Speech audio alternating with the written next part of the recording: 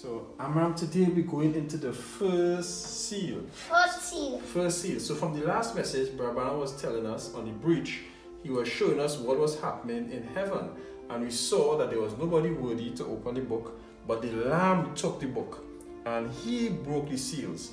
So, there's something that happens here. Brabana says the Lamb was breaking the seals and God still wasn't going to reveal it. That's amazing. Because John was on the Isle of Patmos. This was in the year 95 AD. And John was told to write everything that he saw and put it in a book so that the churches would read it. But when the Lamb was opening the seals, he just saw a symbol. So it was still mysterious because he was going to keep it a secret. God was going to keep it a secret until the last age. So even though John saw it and he wrote it in a symbol form. So that's why when he opened it, he saw a white horse and a bow and a crown was given unto him, but it's still mysterious.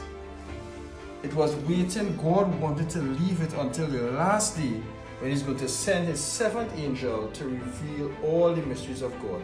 Because Brother Branham says, for this alone, the mysteries of God is the ministry of the seventh angel. So, John wrote it, but today, in our day, in March 1963, the Lamb finally revealed it. He revealed what everything was. So, when Brother Branham was in his den room, and Brother Joseph showed us the chair that Brother Branham was sitting in the 7th seal, when he carried us on the tour to Tucson, he showed us that lovely chair. And Brother Branham was in his den room, and the angel came and revealed to Brother Branham each day what the seal was. So then he came down to, this is where? Branham Tabernacle, and Brother Branham preached the first seal. So let's see, who is that white horse rider of Revelation? It is the Antichrist. The Antichrist teaching that started in the days of Paul against God's word. That's the Antichrist. And what was the bow? With his bow and no arrow, he didn't have any arrows. He's a bluff. He has no power. No power. But he was given a crown. He had no crown to start with, but a crown was given him. That was 300 years later at, what is this? Council, that's right, at the Nicene Council. And who's this? Constantine. So Constantine in 325 AD, they formed a council. That's where they first started the first universal church, or the first organization. And that's where things started to go really bad. He finally got a crown, and now he got some power. When he got his crown, he got some power. So we're going to see what he's going to do next.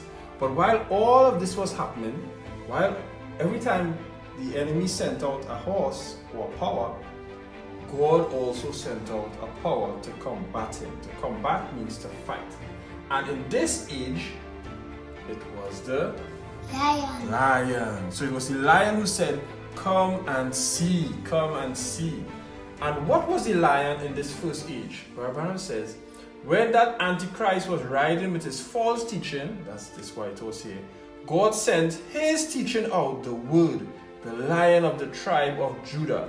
That's the reason the early church had healings and miracles and visions and power, is because it was the living word. Brother Branham said, the living word in the form of the Lion of the tribe of Judah. So that is why Brother Branham said we had a Paul and Irenaeus and Martin, and these were men that stood with the word, and there were many miracles and healings and visions and signs and so many things that they did, because they were sent to fight against Antichrist in that day. So we are so privileged in this day that God gave us the revelation of what John wrote. John wrote it in a symbol, but now we have the seventh angel, and he gave us the whole understanding of everything that took place.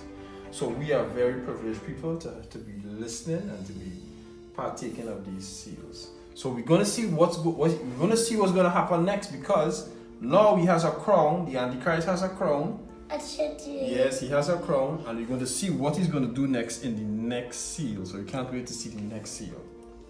Yay!